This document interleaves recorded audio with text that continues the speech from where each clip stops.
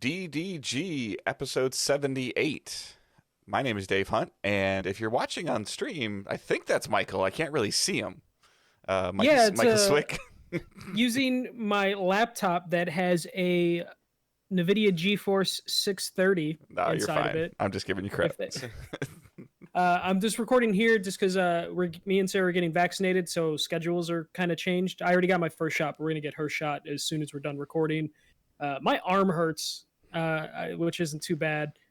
Yesterday, I slept most of the day after I got back. Which one did you get?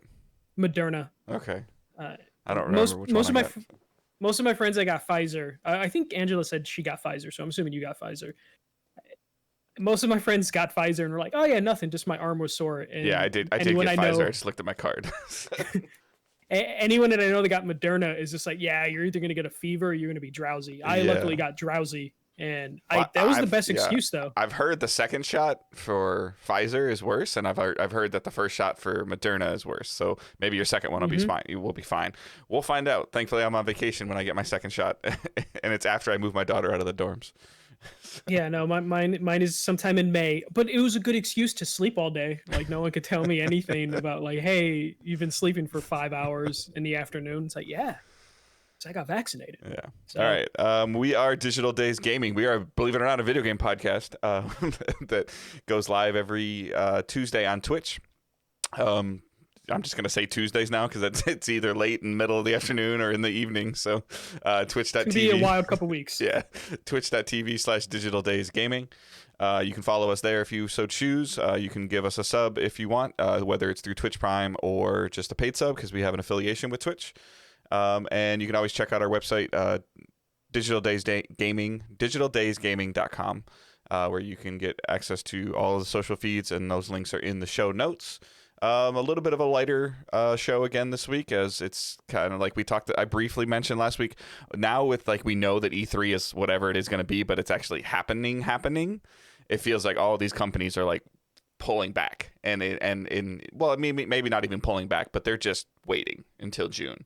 And you'll get a couple little things in here. We don't really go into too big a detail on it, but we saw the new Ratchet and Clank trailer with the date, so I'm wrong. It's not being delayed. Good, yay. Though The Last of Us had a state of play and then they delayed it a week after. Well, that's why they did that. If they release that trailer this week and then we have the state of play on the 29th, when the day that this goes live on the podcast feeds on Thursdays, if they delay the game on Thursday, that's just gonna be ridiculous. It could happen a week later, but I think we're gonna get it. Insomniac seems to be pretty consistent, and their games aren't overly long. Yeah, I mean, in comparison, and I'm not digging on them when I say this at all, but they have Ratchet. They made a new Rivet. Is it Rivet? Rivet. Yeah. Rivet. Yeah, they made a female Lombax. But the core of what the Ratchet and Clank world is already there. I'm sure that they're not. I don't understand 100% video game development, but they're not sitting there I don't feel like they had to, redo every brick or pixel that they put in this game. They have art assets. They have world building tools that they've used in this before, compared to Spider-Man, the first one, when they had to completely build New York. But then they used the same map for Miles Morales. So in terms of development times, they weren't doing what Guerrilla was doing and going from a first-person shooter to a third-person action RPG in a completely different world. And this is their second PS5 game, which is crazy. Yeah. Given that we're barely 6 months or 8 months into. But at the same time, this one won't work on PS4. So this one was solely built around the PS5 architecture. But that trailer's out there. It's great. It looks cool. Again, I'm super happy that the date was at the end of the trailer. I was waiting to see if it was or wasn't there, and it kind of showed up really late, and I was at the end, obviously. But so we'll see. The state of play is supposed to be 15 minutes worth of time with the game. I hope that there's other stuff, not just this. I really hope that there's something else there. I would guess that maybe we see the PS Plus lineup. Well, they said it's Ratchet and 2 indie games. Okay. What they're going to show. Okay. So we'll see. But anyway, so we're going to jump into the news that Michael actually put on the agenda, because I just randomly threw that on there just because I felt like it. So All right. The first thing, Respawn is apparently working on a new IP. They currently have a small team working on it. It's just 5 people, but we know that teams do this all the time, where you start with the skeleton crew and then you flesh that out as other projects are finished. This is according to a programmer, Stephen Ka Hin-wan. He is a coder and he's looking for an additional coder to join his team. Vince Ampella, who's head of Respawn, tweeted out his excitement for this project, which makes it seem like it's more of a real thing. Mm-hmm. If the head of the studio, especially with the power he has at EA, that this will turn into something. Because I imagine a lot of studios will have skeleton crews working on things, but they never talk about it unless it's going to get made. Well, he's essentially EA's money printer right now. Yeah. So if he's excited for a skeleton crew's team or like work, yeah, it's probably going to get rolled into a full project sooner or later. I know people are really hoping for like a Titanfall 3. I don't know if that's going to happen. I think if we get any kind of Titanfall 3 like thing, it's going to be an expansion to Apex at this point.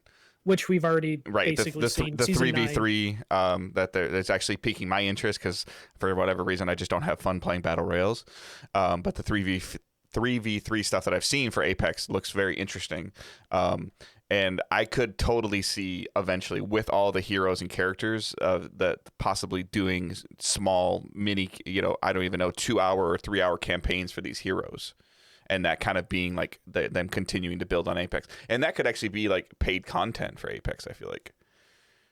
Definitely. They went out, speaking of their new mode, the whole reason for them adding a like 3v3 competitive mode to their battle royale suite, basically what Apex has turned into, is they said something along the lines of like, we're good at shooters, so we're going to try and find different things that we can do in shooters with Apex Legends. So I can totally see them adding Titans at a certain point. We might not get that full single player game that people really want, but I agree with you. I can totally see like episodic things for characters for their casts. Every season is a 3-hour campaign or 2 3-hour campaigns for 2 heroes. Like that's content for them for like 2 years. On top of them, adding more heroes over time, like they've been doing. I think it's something that you would have loved to have seen like Overwatch kind of do even. Oh, for sure. And I still hope they do something like that with their Overwatch 2 and their PvE stuff that they're doing. But I could see them adding Titans into a separate mode, though I would have to talk to other people that like love Titanfall. I love Titanfall for the mechanics. The story was good too, but I wonder how many people want a story or they just want. I think they want a story. Like I think they like the world or they want like a PvE player versus environment campaign that maybe involves Titans. I feel like the little bit that I heard from Titanfall's multiplayer community, which is still somewhat going, but yeah, you can get a game still. It's love or hate. It's either you love the Titan aspect of it, or you're like, God damn it, there's Titans on here. I don't want to play this anymore. Like that, there's no in between. There, it's similar to what you see in all these other games. Like, oh, like Destiny's a great game until somebody pops a super in PvP, and it's like, okay, like so. There's tons of things going on with like Rainbow Six is, like Rainbow Six is great until your hit detection's off or somebody shoots you through a wall. I'm like, well, that's kind of what makes Rainbow Six. That you basically described every multiplayer game where it's like people enjoy it, and then there's one aspect that people just like throw. I just get one shot. Like, okay, somebody had a powerful weapon that they earned by killing 9 other people, and they used their skill to get that weapon and kill you with it. Sorry. But like I feel like Apex has definitely shown that it has staying power, and while it is like the number 2 or 3 battle royale, with Fortnite still being number 1 and Warzone being number 2, I think it's found a place in an audience that I could totally see EA letting Respawn turn it into a platform like Fortnite has turned into, in terms of all the crazy shit that you do outside of the battle royale game in Fortnite. I can see them trying to do that with Apex Legends. I don't think it'll hit the success as Fortnite, obviously, but I don't think anything will again. So no, nothing for a while. It's just the trailer intrigued me, where it showed like you're in a room and you get a certain amount of cash, and you buy certain things with your teammates. And I think it just kind of, it really interests me in a cooperative shooter standpoint. Like as you guys know, that I love the shooter standpoints for this from the Apex or from that type of game. This 3v3 Apex that they're showing intrigues me just because of the teamwork. Like getting two of my friends online and saying, I'm going to do this role, and I'm going to spec my character out this way, and I'm going to do this and spec my character this way. Like that's super interesting to me in terms of how you fight other people. Now if you just end up fighting against three people that are just better than you no matter what, that they just know how to click heads better than you do, then there's nothing you can do about it. Yeah, for sure. In other Respawn news, they won an Oscar 2 days ago for their short documentary that is included in the Medal of Honor game. That's not in development. No, it's out. It came that's out. Right. Okay. It's on Oculus, and no one really talks about like Oculus stuff. Do you think that Fallen Order 2 is in development as well? Oh, I imagine that is why they have a small team working on a new IP. So they have their core Apex team, which I think they've already spawned off into like its own separate thing. Okay. At EA. Okay. Like handling the new seasonal content. So yeah, so they have an Apex team, a Fallen Order team, this small team doing this, and then whoever Vince Zampella needs for his DICE studio that he's running, probably working with Respawn. Even with Battlefield 5 coming out this holiday, like, is there another there's not another Star Wars movie slated for this year, right? No. I still feel like this, with the lack of what we're seeing from first party on both sides, if EA can get another Fallen Order game out this holiday, I don't think it's coming, but like that would be a huge win for them. I think the fastest we can see one is probably next year. Yeah, no, I mean, it's been 2 years, and this will almost be 3 years this holiday. So, but we don't even know what the what EA would have to do for the licensing stuff, since they opened Star Wars up to like everybody. Yeah, I mean, but again, who knows how much Fallen Order, what kind of contract Fallen Order had with it. So, but yeah, it's super interesting just to kind of see Respawn like move. Like the concern when EA bought them was like, oh crap, EA bought them. Like what's gonna happen? And then just to kind of see them float and move their way and weave their way to the top of like being a marquee studio for EA, and then also like even on the heels of Apex and the heels of Jedi Fallen Order, just and Titanfall's long, like people's like that are experiencing Titanfall now, whether it's through EA Play or EA Access or Game Pass or whatever they're playing it through, and singing the praises of Titanfall. This studio is moving up to being a top tier studio and just in the gaming world. For sure, and they've probably moved to that tier that, ironically enough, that their former studio, Infinity Ward, was for Activision, where they got to like work above everyone else until they couldn't. Right. Where like Activision messed with all the other studios and let Infinity Ward do their own thing until they took all that power away. Or if you want to look at how Activision treats Blizzard until, recently, right. They let Blizzard do whatever they wanted because Blizzard just made successful games. And I think EA will probably run them like that until it doesn't work for EA anymore. But EA kind of right now, like that's their golden goose in terms of like fan service is Respawn, because as popular as like FIFA is, it makes a ton of money. That fan base is very like bipolar with in terms of like how happy they are. Either you like soccer or you don't. No, but in terms of just like the people that buy that game, how happy they are with that game, and Madden too, where like Madden and FIFA make a ton of money, but you talk to people that are in that fan base and they're not happy, but they still pick it up and spend hundreds, if not thousands of dollars on Ultimate Team packs. So outside of like those two games, Respawn's the only other thing that EA has going for them right now. So they're just going to let Respawn probably continue to expand and do their thing. Like I still feel like BioWare's on like a life support right now. So unless BioWare's next game hits, Respawn really is all they have. Right. All right. Let's jump into some PlayStation news. Okay, all right. This was a weird one. This one, PlayStation is testing a new Plus benefit in Poland. It's called PlayStation Video Pass. This is a new benefit that is basically just a streaming service that gives you a selection of like Sony Pictures movies and television.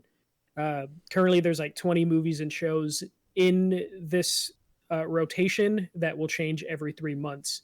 Um, for reference, Sony owns Sony Pictures, Sony Televisions, Columbia Pictures, Game Show Network, and Crunchyroll. And I believe they're trying to get a stake in Funimation if they haven't already gotten that.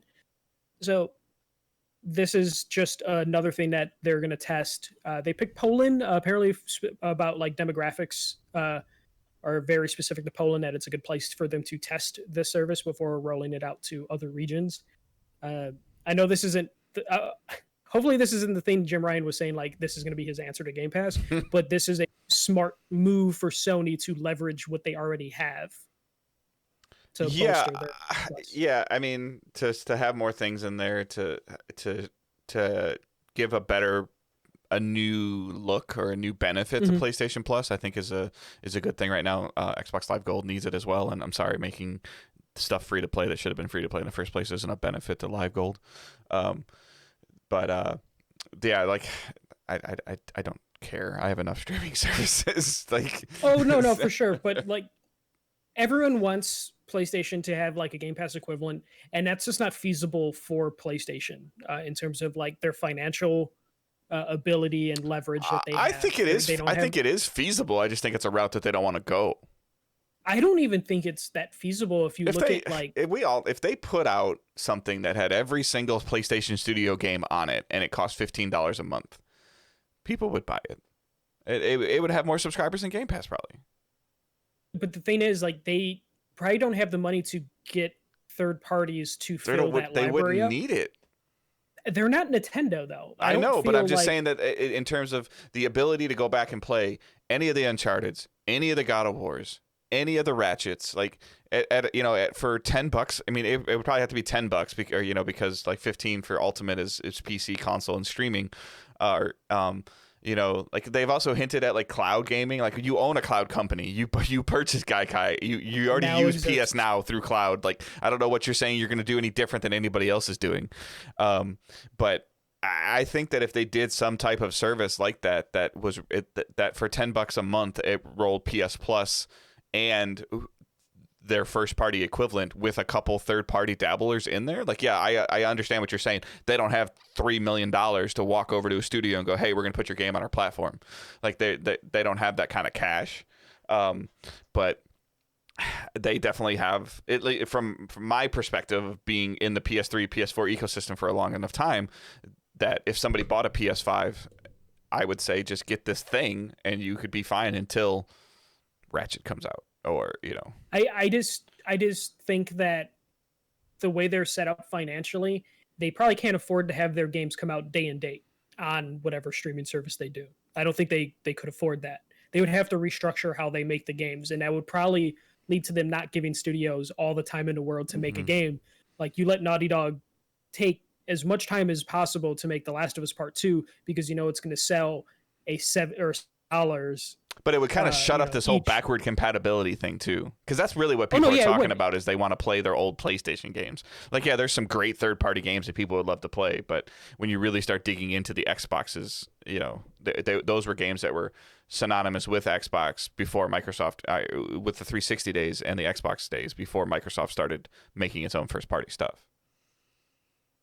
They have the back catalog. I just don't know if they could, they're in a spot now where Game Pass has put them in a corner where it's just like, you need to release your back catalog and you need your first party games to be day and date on your service for it to matter. If it's missing any of those features, you're going to get so much shit that what's the point? I would agree with you once Microsoft actually starts putting out first party stuff on Game Pass. Yeah, which we know they're going to have to eventually, and they can afford to do it. They can afford to lose. What was the thing where in a quarter they already had made back their Bethesda money, Microsoft proper? Correct. I mean, just the number we heard this week of like 23 million subscribers on Game Pass. That's like on the heels of Outrider and MLB the Show, which I think that number is still going to go up with MLB the Show and Outriders, because that number might not. When that number came out, I don't know how accurate that would have been to the attachment of Outriders and MLB. And then whether it's November or early 2022. When Halo is on there and this is fully functioning on Apple products, it's going to go high. It's going to go into the mid 30s, 40s. Oh, for sure. It's gonna jump up big when those come out. And I think PlayStation's just in a spot that if they were gonna do a competitor, we probably wouldn't see it within the next year. They would have to change how they're developing games, which could be why they're signing all these third-party deals that we're going to talk about in a little bit, because that would be something that they can leverage. And I don't want to go down this hole again, because it was conversation on last week on Twitter with some people as well. Like, even at $1 a month with 23 million subscribers, that's a lot of revenue. Yeah, especially based on like, you know, how many people are actually using the service and who are just paying for it monthly. Right. So yeah, it's just the amount of, like, if this has to stop. Of like, there's two different things going on, and Sony makes a shit ton of money selling their first party games. Yeah, selling 4 million and 7 million copies of whatever, Miles Morales, whatever. Yeah, that's great. Microsoft is making a shit ton of money month over month over month over month. And, you know, it's good for the business overall, in the industry overall. At most, they gave $2 million to MLB for MLB the Show. So if they gave them $2 million and they picked up 1 million subscribers just for that, which is a ridiculous number, if they picked up 400,000 subscribers just because they put MLB the Show on there, they made money off the deal. And again, even if they don't make money off the deal, they're looking at the long game. How many people are going to stick around because they added something else to it? It's going to change dramatically as they add more first party titles to that service. Yeah. But going back to this thing, I saw a lot of people giving shit that PlayStation's putting a video service with only like 20 movies and shows. It's testing, and it just makes sense to leverage it. Sony right now, Sony Pictures specifically, and Sony Television, if you don't pay attention to like entertainment news, they are fucking killing it right now, selling exclusive rights to. They just signed a deal that all their content, all their movies after a couple months in theaters will go to Netflix. And then they signed another deal with Disney with the same thing of like after 6 months on Netflix, it goes to Disney Plus or something like that. 9 months or something, which is crazy. So they're getting money from Netflix for it, and they're getting money from Disney for it. Yeah. And I'm sure if they're serious about this PlayStation Video Pass, they're going to write in those contracts that like, we're going to undercut you with our PlayStation Plus deal. Or, you know, like, we're going to give you the exclusive rights, but also PlayStation Plus subscribers are going to have access to this. And anybody that's complaining about a streaming service releasing with only like 6 or 7 like platforms to stream on it, are you paying attention to all the other platforms that are out there right now? like Apple TV, Paramount, they just took CBS and something else and made it together and called it Paramount. NBC just took WWE and shoved it into their thing just to make their library look bigger because it looks small. All those services are looking to Sony, and if you want Sony to make a big acquisition, the company needs to make money, and this is a way for them to make money. And you see all the deals that they're making for television pictures, and Crunchyroll is like a big thing for them. So if they can somehow roll that into, and Crunchyroll has an exclusive deal with HBO Max currently. So again, Sony's making money. It's super interesting though. Like, if you, let's say that there's something that comes out in the next, you're in Poland as an example right now, and something comes out that they're advertising, it's going to be on, you know, PlayStation Plus streaming or whatever it's called, PlayStation Plus video. And the only way to get PlayStation Plus video is to buy PlayStation Plus. They're trying to dip into that same market of like, maybe you'll get PlayStation Plus subscribers that don't own a PlayStation. Like $50 a year or whatever it is, $60 a year to stream a show that I want to watch is cheaper than whatever the $10 a month I'm giving or $12 a month I'm giving to Hulu and Paramount.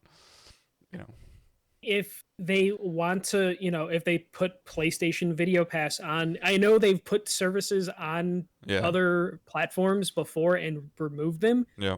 But if they come into that big hole, like, okay, PlayStation Video Pass plus PlayStation Now and PlayStation Plus is all one service, you put that app on a TV and like, hey, you have access to these videos. Also, here's PlayStation Now. You have access to this on your phone or whatever. Yep. That could be very beneficial for them as a company, and that will open up the ability for them to sign more third-party deals or acquire more studios. Yep. So they're or sign more deals that we're going to talk about right now.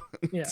Exactly. It's one of those things where last week when I saw people like giving them shit for like, oh, this better not come out anywhere else. It's just like they're just trying to make money, and this is a smart way to leverage Well, and assets they they're already kind have. of screwed right now because, like you had mentioned, like they've painted themselves in a corner, just like Microsoft painted themselves in a corner. I would love to see Sony do something like Game Pass, but the internet and the public picture of it would just burn them down. Oh, the only reason you're doing it is because Microsoft's kicking your ass on subscription services. And like if they it can't doesn't win. match Yeah. feature, Yeah, like then it's just like, why are you bothering? They can't win. And now the same thing is happening of like where, you know, people are, the perception is that Sony or Microsoft's bleeding money because they're just throwing money at the titles to put it on Game Pass. Why the Sony's over here sitting printing money on their AAA exclusives. But you know, people get mad at Microsoft for buying Bethesda, but then they applaud Sony for signing this deal. Exactly. Sony just bought sword. this game. Sony bought this game from this Firewalk Studios. And this is like the second studio that they've bought a game from. Right. So let's jump into that story. PlayStation inked the deal with a new studio for an exclusive. The studio is called Firewalk, and they are ex-Bungie developers and a couple other studios, but mostly Bungie developers, I believe, at their core. It was founded in 2018, and they announced that they're making a AAA multiplayer game. I'm assuming that means budget-wise. It seems kind of odd. Yeah, it's like, oh, shit AAA. I was going to talk about that, like brand new studio, AAA title. Like, okay, like it's like we don't know what that means, but because they signed a deal with Sony, is it AAA because it's over $250 million to make it, or I don't even know how much it's costing to make it. But like, where's the bar that goes from like 2.5 A's to 3 A's?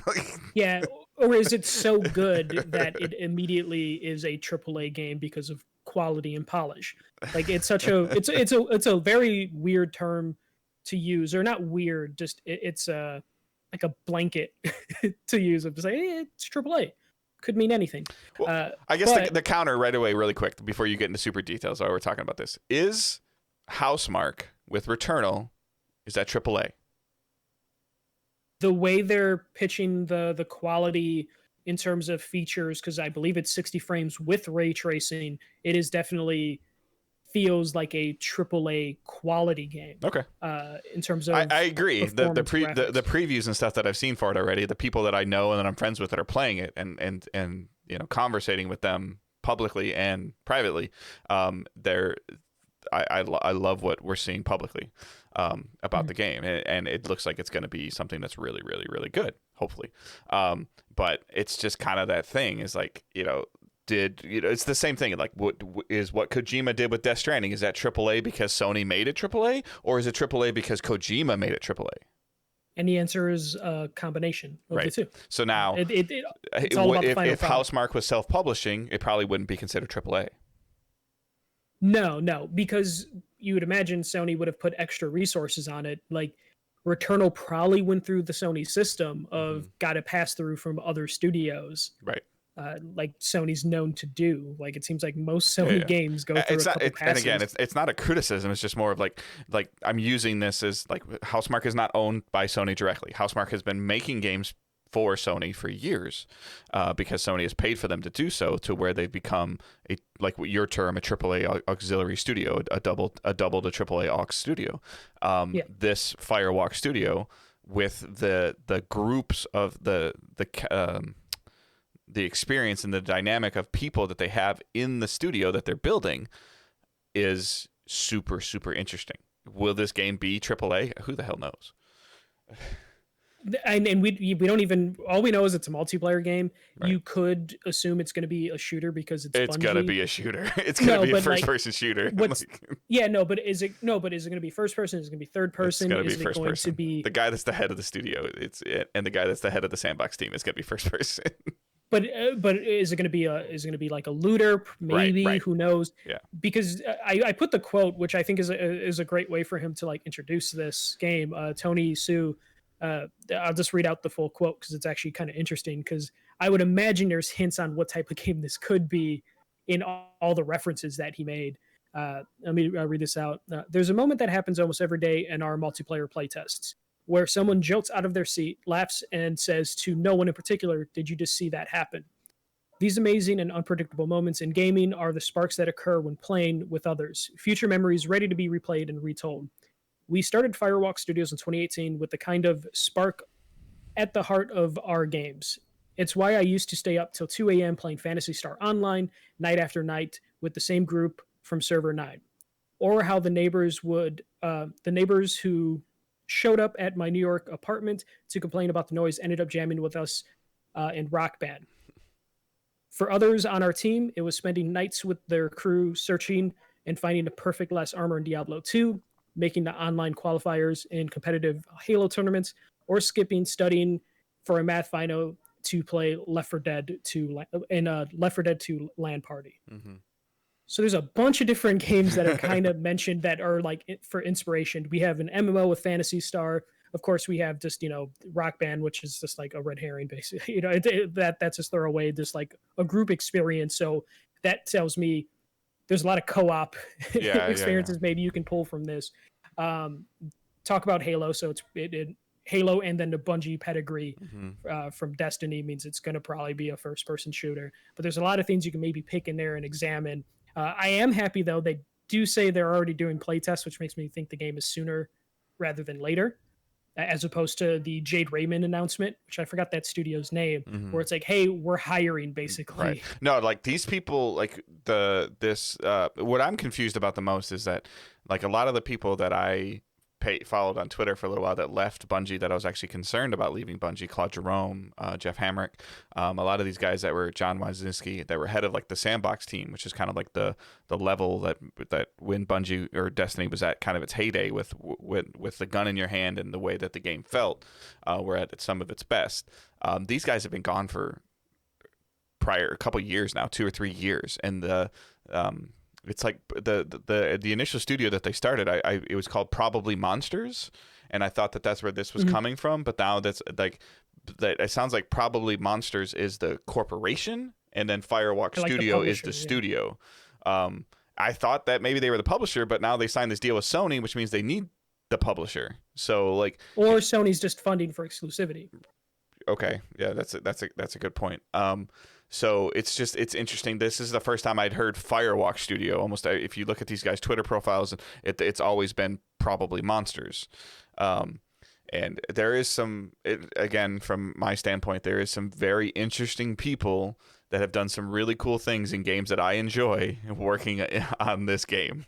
So it's definitely super, super interesting to me. I hope that we at least in the next couple of months at least find out what this game is called and maybe what kind of game it is, because we're talking about 2.5 or 3 years of development time now. They should be able to show something. I think that's why they made this announcement, which I dislike, and like the way PlayStation's been announcing these third-party deals with just like a blog post. I'm imagining they're close enough that they're worried something's going to leak, right? That they're just getting out ahead of it and being like, yep, we signed a deal with PlayStation, multiplayer game coming, because they're probably in the process of like getting a trailer put together. Yeah. Usually trailers are made by a third party. I think this is the COVID world we're living in too, where the blog post has to come first, because if they were trying to keep it tight, enough people know who like Josh Hamrick is that he could probably in 2017 world, he could walk on Sony's stage at a press conference, or he could all of a sudden just appear on a state of play, and people be like, oh shit. Like they, if similar to, whenever the Street Fighter guy that just actually left Capcom, but when he shows up on stage, people are like, what the, or when Kojima walks on stage, like those are moments that they used to be able to control, and those moments lose it with digital events. Exactly. And they don't have anything that they can quite do that right now. So they have to do these posts, and because of the current development world, stuff leaks a lot easier, right? Because assets are flying over the internet. Yeah, at least for me now, like when I see the trailer, like if they do a state of play in June, or they do a Sony Future of Gaming event like they did last year, and at the beginning of this they have somebody talking about it, and at the beginning of the trailer they show this studio logo for Firewalk Studios. At least now I know, like if I'm like kind of like laying down on the couch watching this, like, oh, this is one I want to pay attention to. I recognize this logo. They're putting it out in front of people. Yeah. And in the grand scheme of things, this put it in perspective for me mentally of this, like, how we talk about, we have a question later about like who we would want Sony to acquire. And as we talked about in the last story, Sony doesn't have necessarily all this money in the world like a Microsoft that they can just acquire studios left and right. So they're being very smart and selective with the partnerships they are doing for exclusivity, because one, it gets them games potentially faster, because when you take over studio, that's a whole fucking process. I mean, I can imagine Microsoft's like HR team. I know there's probably 1,000 of them, but like having to onboard 2,000 employees that they got from Bethesda, that could be difficult, you know? And you're buying, Sony can't afford to like purchase all these other studios and publishers that we want them to. But what they can afford are exclusive deals. Hey, here's and X amount of dollars. We'll cover your payroll expenses and we'll publish your game. Yep, and you could put it out on PC. Yeah, and that's fine, especially for a studio. We talk about the pedigree of the studio. Pedigree means nothing if you can't get money to put into the ideas. And I'm sure this team could have put something together, but it might not have been at the scale they wanted. Yeah, this allows them to have that comfort of like, okay, let's scale up. Bill Gates can't just walk away from Microsoft and say, I'm starting a new PC company, and then all of a sudden just release a PC in a month. Exactly. Yeah. So, I mean, he has the money, but but it's why Kojima, we're hearing about him talking with Microsoft, because like he could make a game himself, but it won't be at the scale that he would want. So he has to get a deal from PlayStation. He has to get a deal from Microsoft. That's just how it is, like you would, even though you're excited about all the people that are at the studio, but if they just announced that they're making like a top down little 2 to 3 hour game, you would be disappointed. You would still pick it up. You'd probably still enjoy it, but you would still be like, the potential is higher. Yeah. The potential is higher. Like, and this is a good way for Sony to get exclusives without having to spend billions of dollars. Yeah, this would be like, again, I'm using broad examples. Neil Druckmann leaves, starts his own studio, and makes a 2D side-scrolling Metroid game. Yeah, it'd probably have a really good story, but you'd still be like, he could do more. It's why or at least me, I'm so attached to like Amy Hennig. Every time she moves from studio to studio, I'm just like, okay, we're going to get something. And now she's just working on smaller experiences because she wanted to get out of that system because EA just did the exact same thing happened to me. Airplane Syndicate, Darksiders Genesis. I was super happy about it. It was a different direction that they took with the Darksiders franchise. It didn't grab me. But it had the Darksiders creator, the guy that made Darksiders, and it was like the 4th installment of the game. And three, it didn't do anything for me, and 3 was kind of in the same style of 1 and 2. And then 4 looked really interesting. I gave it an award at an E3. I had a lot of fun with it. I bought it on Steam because it came out like a month early on Steam compared to like console. I played it for a couple hours, and it just didn't grab me. Yeah. And I guarantee when he first made Darksiders all those years ago, he wanted to make them in the original intent. And then Genesis was kind of a compromise of like, well, I can't continue in that fashion anymore. I remember like the group I was in, I asked them that question, like, how come you're doing this asymmetrical Darksiders? He goes, it's a hell of a lot cheaper. That's exactly what he said. This just overall, like, I'm just happy we're seeing PlayStation make moves with third parties. Period. Just to see PlayStation make moves, period. Now we know there's 2 extra exclusives that we can have on that. Yes, it's not as, headline grabbing as acquire Enix or, Microsoft acquires Bethesda, but at least shows that they're making moves, and this will hopefully lead to games coming out a little bit faster. But what I also what I don't want to hear, and I've already hearing it a little bit, is this is not Sony taking risks on new IPs.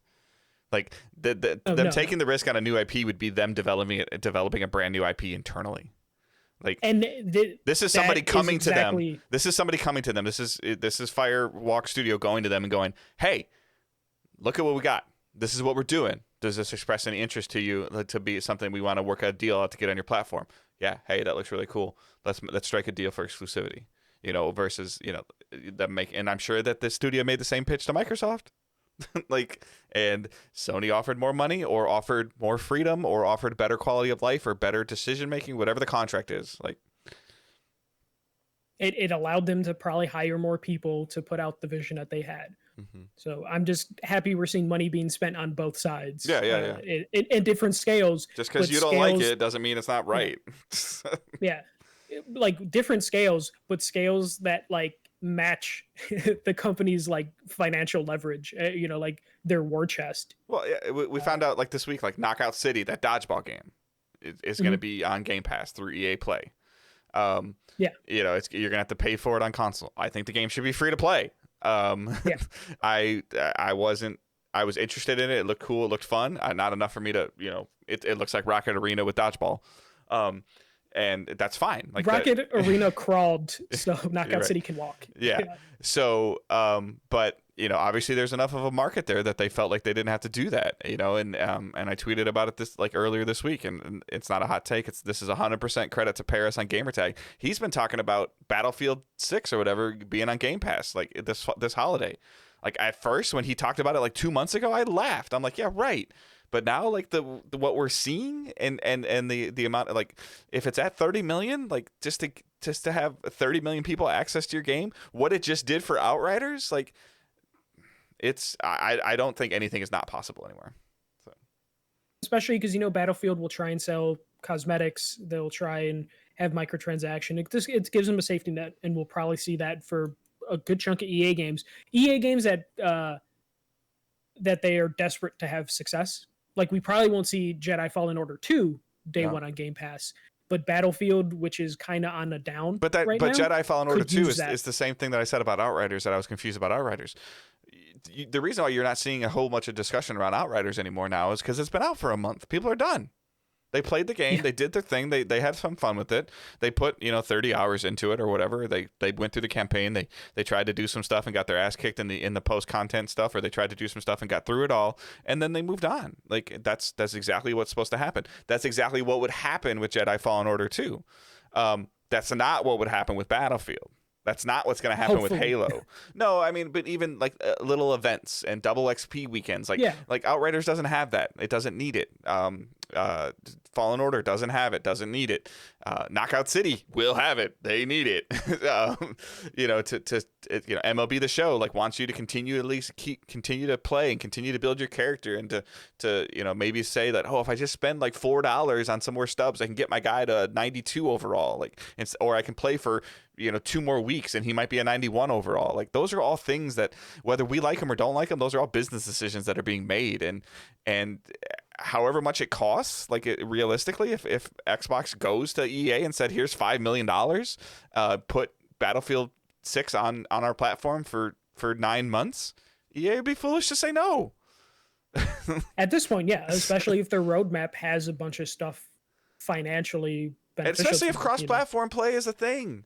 It's the same thing that helped Outriders. Hey, I'm playing Battlefield on Game Pass. Oh, I don't have Game Pass. I got my PlayStation. It's cool. I'm having a lot of fun with it. I know it's like $60 or $70, but I've been playing it for 2 weeks straight every night with the buddies. You should play, and we can play together. Oh, okay.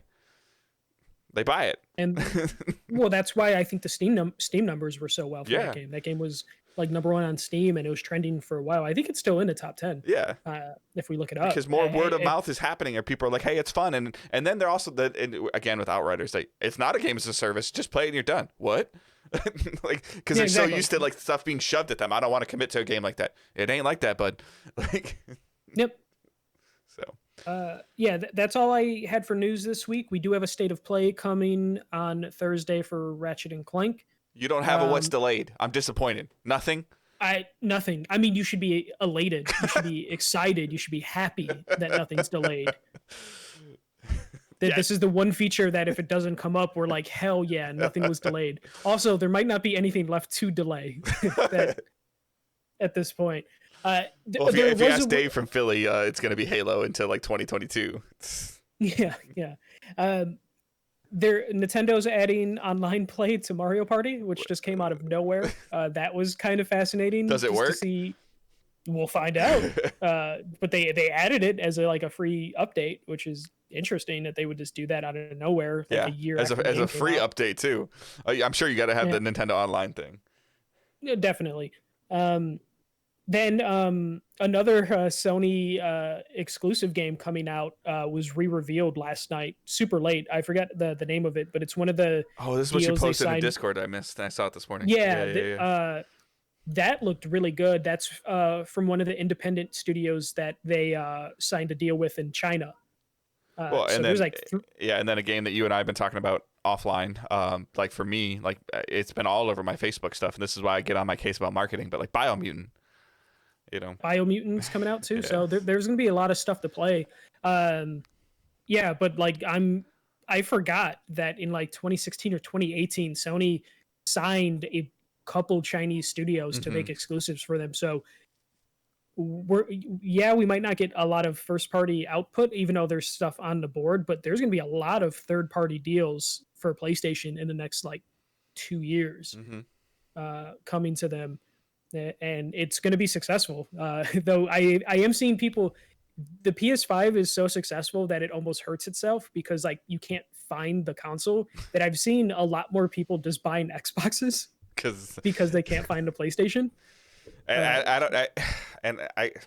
starting to wonder, is it just is it something like, I don't know. I'm sure that I know that PlayStation's selling better than Xbox. I know.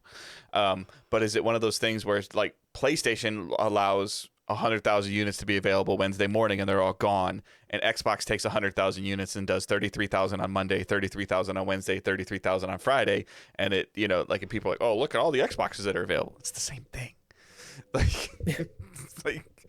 Yeah, I don't know, but I've been seeing more and more of my friends, and I think some people in our group, our Facebook group, Stefan Red's been giving me so much crap, and then I post something like, when I post like, oh, Knockout City, and he's like, you're making a really compelling case over time for this, and not that I'm trying to like, we're not sponsored by Game Pass. I wish, but did that like 2 weeks ago where he was like trying to get a PlayStation. He's like, fuck it, I saw an Xbox available, I'm picking it up, and he bought an Xbox. Yeah, and he's super happy with it. And then you just spend $10 a month and you get 100 games. Like well, the thing is, like, he already had live with his Xbox. I'm sorry, One, my coworker. Oh, okay.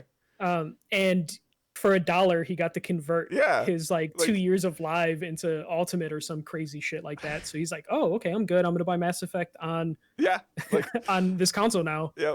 It's just, it is what it is. It's just like, it's getting to the point of where you're just like, well, I can't get chocolate, so let's just get vanilla. It's still ice cream. Like,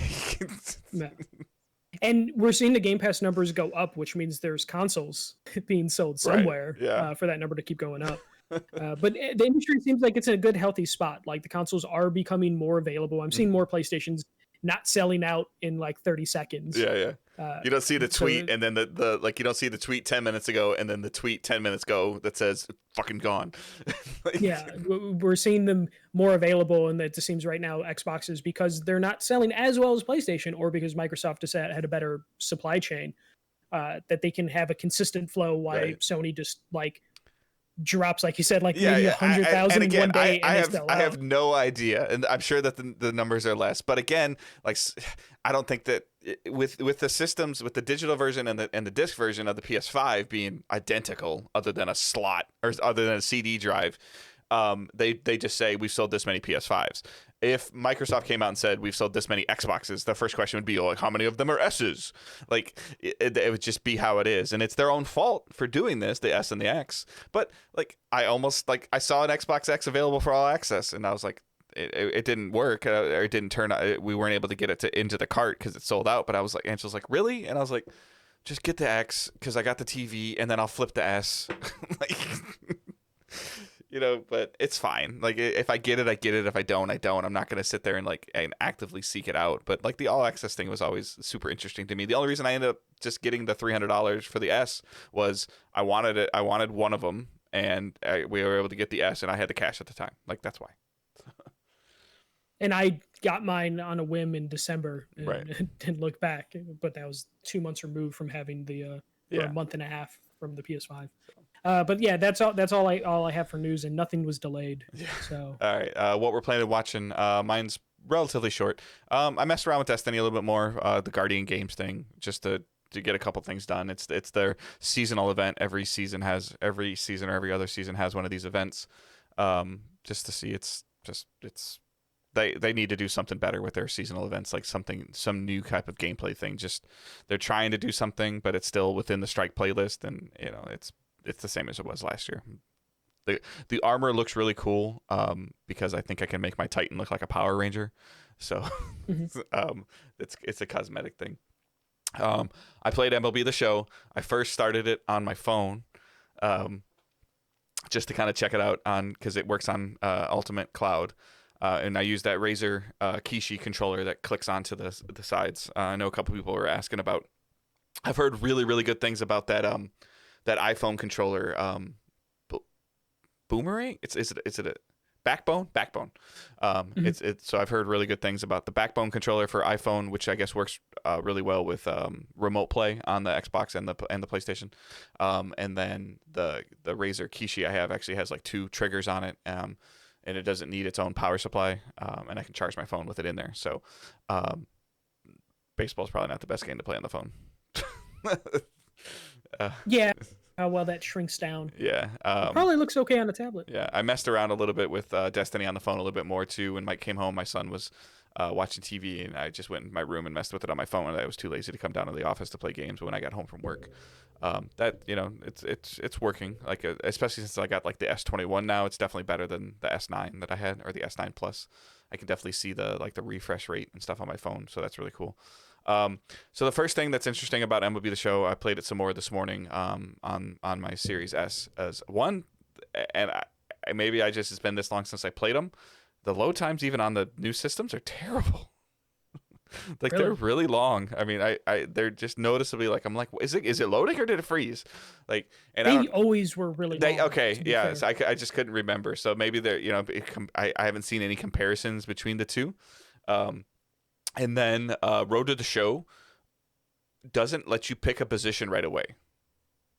You make the player, and it has you can like say if you want to play outfield or infield, it makes you pitch. Okay. I think you But might what be if able you don't to build your... you don't get to build anything right away. Like it's very interesting. Like from what I remember before is that you would kind of make your player. You'd make Michael Swick, and you'd make him however tall he is, and whatever swing you wanted, and you check all pick your position. yeah, and then you kind of go into this like draft camp where you play like 2 or 3 games, and you try to do well at your position and do well hitting, and that determines like where you get drafted. And then you used to be able to make the decision of, okay, I'll go to the Cincinnati Reds and go into their minor league system, or I'll go back to college. And if you go back to college, you get to play like 2 more games in that draft camp again post college. And then maybe you move up 2 rounds in the draft, and you can like, all right, cool. And then you get picked by a different team. This one, it had that NBA 2K create a player dynamic to it, where it showed like somebody like sitting on a couch thinking about stuff, and like his agent like talking to him, and it had like MLB Network like people talking. You knew they were talking about you, but they were taking real footage, and they were talking about like, oh, this is a reach in the draft, and then all of a sudden like the phone shows up on the desk, and it just for me this morning it said Dodgers. So all of a sudden I'm on the Dodgers AA team. Like, this is within the first 10 minutes of creating my player. I'm on a Dodgers AA team. I'm having a conversation with the coach that's talking about, oh, we hear you're a 2-way player. I think there's a dialogue choice in there where you can sit there and say, I really don't want to pitch, or are you serious that you really want me to try to play, pitching and fielding? I didn't take those choices because I didn't want to like become like this like dick diva player. Like, I don't want to be like that. Just like the idea, like, I don't know if that's how that would actually work in real life, where they just like draft someone and are like, what do you want to play? Yeah. So that's a little weird. And then like you could go back and change the appearance, but like at the very beginning, like you were just called Joe Random. Like that was your name. Yeah. So it just felt very different than what it had been before. And I don't know if they chose to do that because they were thinking that there's going to be more people on this platform, on the game than before, and they were trying to make it easier. I don't know. I don't like it. And part of it is like I didn't do any pitching practice, and I haven't played MLB the Show in at least a year. And last year's I didn't play that much, so since I really sunk some time into it, it's probably been 2 or 2.5 years. And I am sucking at the pitching timing. It's the curve bar thing where the power meter goes up, and you got to get it on its way back down. And when he's pitching out of the stretch, it goes faster. And when he's pitching a curveball, it goes slower. And I'm like, this is irritating. It's like you haven't played in a long time then. Not pitching. Okay. Yeah, like okay. I can the hitting and the fielding, like it all feels the same, but like the pitching part, always do like 2 different players. I always do like a pitcher and then like first baseman, because I hate being in the outfield. I hate pitching in real life, so so I just don't even. Yeah, that's pretty much been all that I've been playing. I wanted to check out the third part of Immortals DLC came out, and I didn't get a chance to check it out. I will try to do that this week. I just got off of a 6-day stretch at work, 6 straight days, and then I'm off today, and then I got a couple more days at work, and then I'm on vacation. So maybe I'll just try to do some more streaming. Angela and I do want to play some more It Takes Two. I think we're pretty close to the end of that, so we do want to kind of get through that because I also still want to play it with somebody else. Yeah. For me, it's been pretty light gaming wise. I'm kind of just waiting for Returnal. I don't want to get too deep into another game, so it's just been me messing around on the Switch. For some reason, I picked up Hades physically. Okay, you like the game? It was on sale. It? Yeah. Yeah, it was on sale. It had a little tiny manual, which I thought was kind of cute because it's really tiny. And it was on sale on Amazon. It was one of those Wario things where it's oh, this is $10 off for some reason. So I was okay, click, and I bought it. So dabbled with Hades just a little bit. 2K is still that oh, my brain, I can't turn it on after work, so I'm playing that still. That's what Destiny turns into for me. Yeah, I'm hoping the MLB is that. I just haven't loaded it up just because I don't want to have to go through creating a character and doing all the setup stuff. And now you told me that. Well, you don't really have to. you can mess with the appearance 6 months down the line. After you just kind of get in there and just start playing, you can change the name and it's just weird. Yeah, because for the main thing last week, I was just I've been releasing a lot of different podcast content. So it's been recording and editing, and I'm very OCD with my editing. I end up listening to everything fully back and then just messing with audio. That's why you just need to give it to our producer. That's what she does, and then she doesn't have an emotional attachment to it. Yeah, I think she would hate me if I would send her my movie podcast stuff and be like, "Hey, this is 3 hours. Have fun."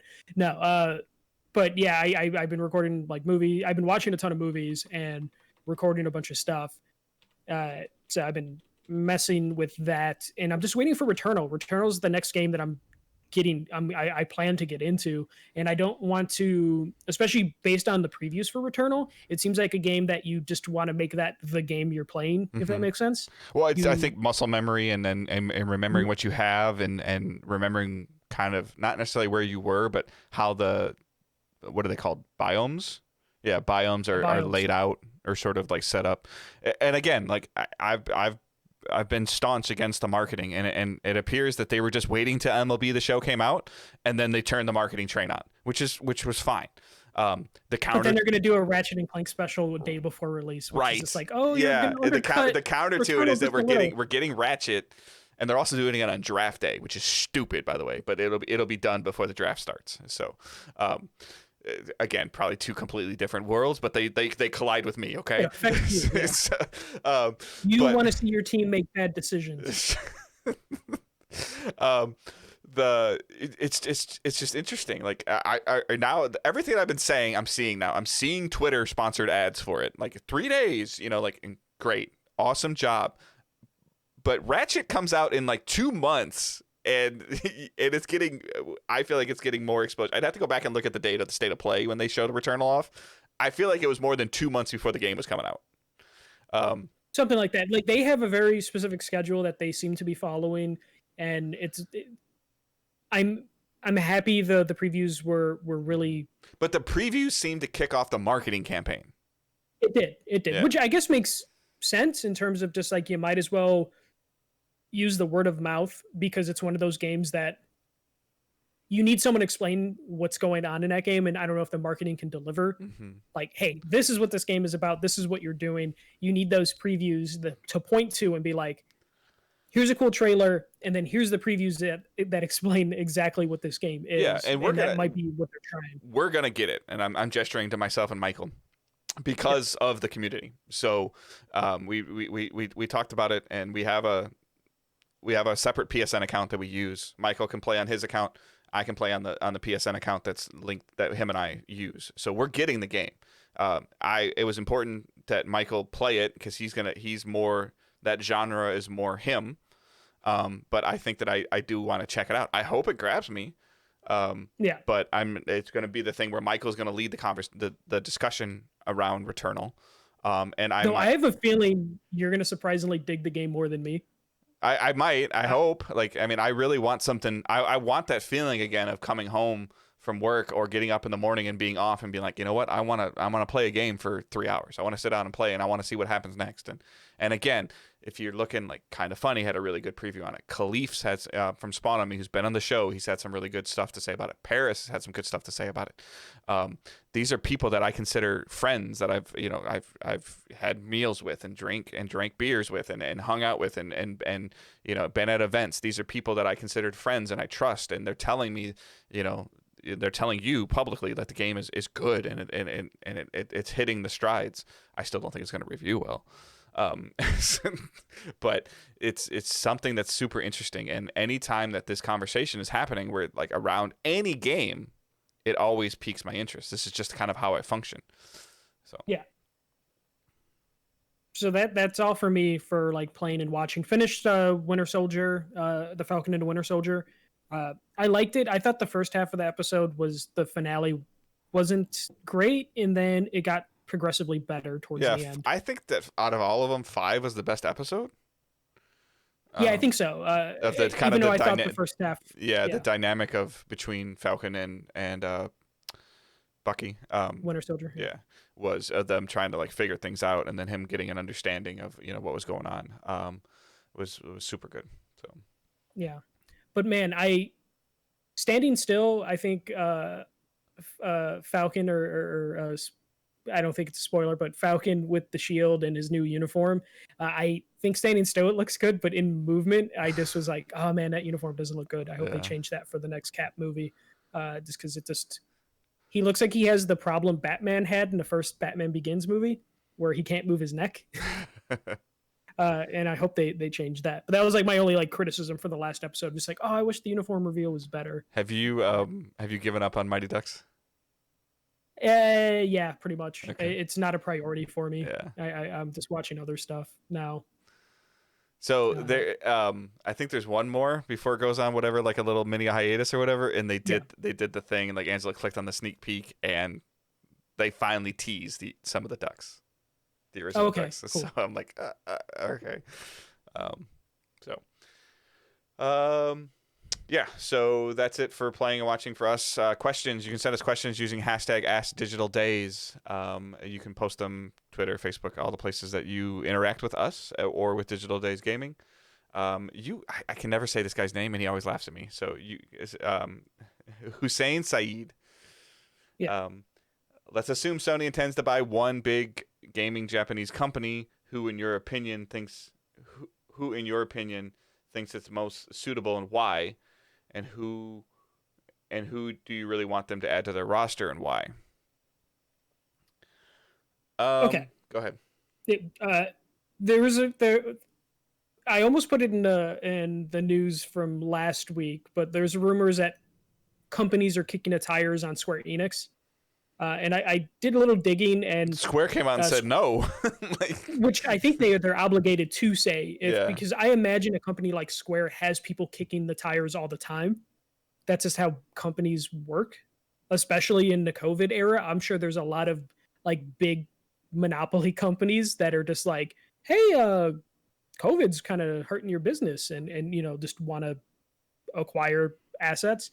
Square denied it, which makes sense. As much as I want PlayStation to acquire Square, I looked, and Square is like valued anywhere from like 5 billion to 10 billion. And I don't think that's feasible for PlayStation to acquire. And I was talking with someone on Twitter, I think it was Justin, and we were going back and forth and just talking about how like there are like laws in Japan that prevent non-Japanese companies from acquiring, not prevent it, but just makes it harder for like Western companies to acquire a Japanese company. So I don't know if Microsoft wants to go through the hassle of trying to acquire Square, or for that matter, Tencent trying to acquire Square. So I think the Square rumors are kind of whatever. I think that's just not possible. The only feasible one I can think of would be like a Capcom, because I don't think they would be valued as much. Though they have an IP like list that's probably very large and worth a couple $1 billion too, but that's the only one that I think would make sense. That or Konami, because I think Konami you can buy for super cheap. Yeah. compared to There's not everything a else. lot left. Like, like a couple weeks ago we joked about it. We're like, oh, who's gonna get bought next? And we're like, blah blah blah blah. And it's like, oh, then Gearbox gets purchased. We're like, what? Huh? Like, Mhm. so like I don't know. And I don't really have enough investment in any of those franchises to care. Like, yeah, it's like Square, you get like the Tomb Raiders and um Fantasy, Kingdom Hearts. yeah, there's a lot of stuff that comes from there, but at the same time, like, how much of those IPs worth, let alone how much of the studios worth that make the games. Like Crystal Dynamics has got to be worth a good chunk of money just by itself. Yeah, and the majority of that would go to that Final Fantasy IP. Right, I yeah. would imagine. So like it's I think that we're kind of at a settling point where there probably won't be any other major studio acquisitions unless the only other one that I could see, like, if you're going to sit there and say that Square is going to get purchased, then the Ubisoft could be on the table too. I think logically the next one would be the one that was for sale for a little bit 2 years ago, Warner and that's Brothers. Warner Brothers. Yeah. Because AT&T is a really bad company in terms of making decisions. So they originally were like, hey, we're trying to see what we can get for this. Their asking price was too high. And But then I they're think like, that, okay, we're not going to sell it. I guess if you were able to split the gaming division, like, there's so much red tape there. I feel like if you're able to peel the gaming division away from it, like from Warner Brothers, that's fine. Like, and let's say that Sony buys it as an example, like, what does that mean for like Batman? Like, if all of a sudden is Sony going to be an exclusive carrier for the Batman franchise, even though, but like movie wise, it's just like, ugh. Like, It's difficult. It's just a matter of how much you believe in that talent. And in reality, no offense to the other studios, there's only like 2 studios in that right. Warner Brothers thing that you would really want, and that's the Batman devs, Rocksteady.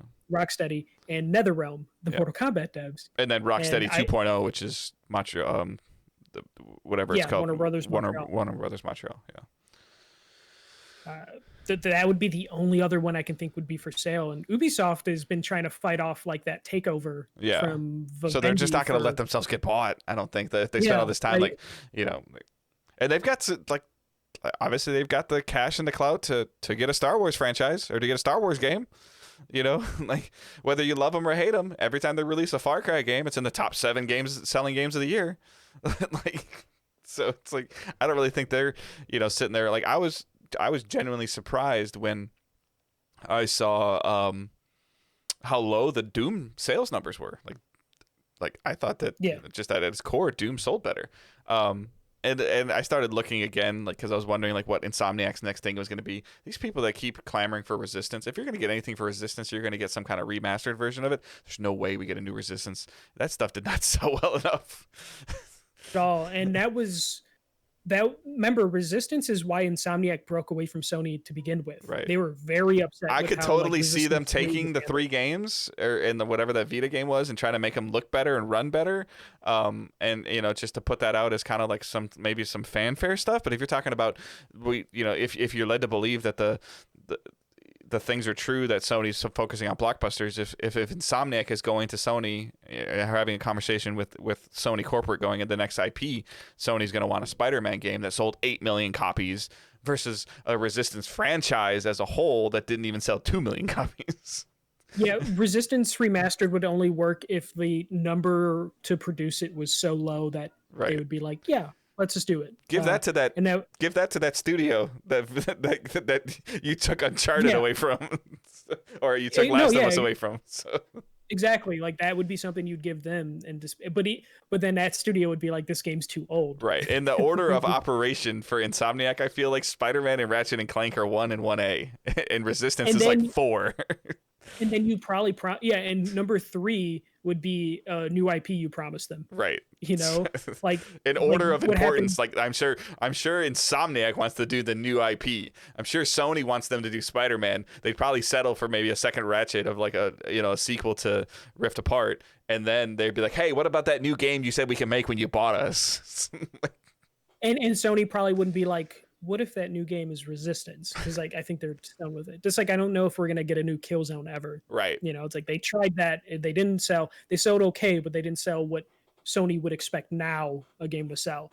It did respectable for the PS3 era when they were in second place, but now that they're in first place, a Killzone or Resistance just doesn't work. No. And as much as I want a Warhawk, Though it just wouldn't sell unless you turn it into like a battle royale. But I think you already missed that boat. I feel like the name is just too old now.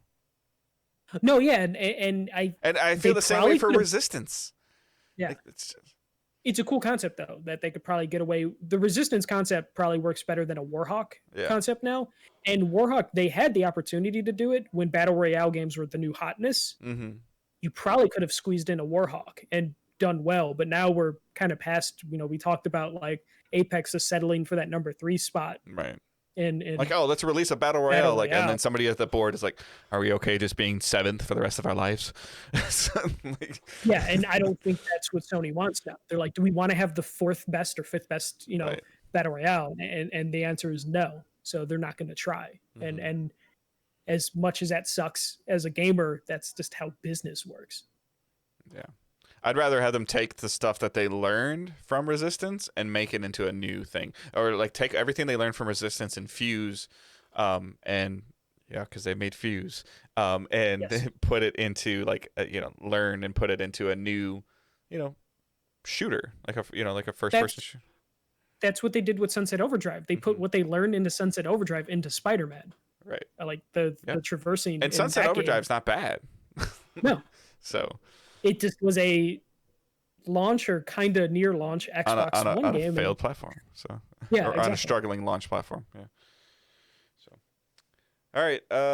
So Stefan Wren, speaking of, which gaming studio do you think that has produced the worst games? Oh man, it's a mean question. I struggled with this one because all the studios that produced the worst games, I looked them up and they were dead. Yeah, I didn't see this question, so I didn't study for it at all. Like Silicon Knights is the first one that popped up, and they haven't made a game since like 2013 or 2012, and they made 2 Human and X-Men Destiny back to back, and those games are bad, and then they just disappeared off the face of the earth. So that's my usually pick. When a game is like bad, like I'm just like, I'm not gonna play it. So and I don't have any controversial I guess currently I hate to say it because Michael's probably gonna like curse at me, but it's back to back with Mass Effect Andromeda and Anthem. It's BioWare. Oh yeah. I just have hope with Mass Effect Legendary Edition. Right up in front, like you got CD Projekt Red releasing Witcher 3 and Cyberpunk. Like Witcher 3 was phenomenal, and Cyberpunk is not. Yep. And like that name crossed my mind as well. Yeah, it's like it's just like right up front and center. Like it's like the thing that might save BioWare is this looks like this Mass Effect trilogy looks amazing. But they're not even they weren't even the main focal point of it, right? No. Okay. One of their sides. I couldn't think of anything controversial for this. Like I'm not gonna like go after Fortnite because I think Fortnite is a respectable game and that's really popular. So I don't have anything controversial. I could try pissing Dave off and be like, Destiny, but only the multiplayer.